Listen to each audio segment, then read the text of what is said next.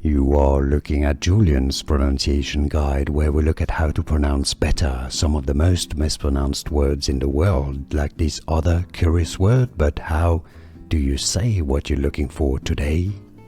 We are looking at how to pronounce the contraction of the sentence you have been.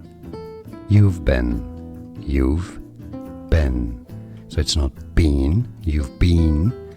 It's you've been. You've been away for a while. You've been.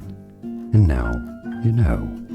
More videos for you here to learn more correct pronunciations. Thanks for watching. Here are more videos on how to pronounce more confusing words and names too many mispronounced. Like this video if you found it useful. I appreciate your support. I'll see you soon and thanks for watching.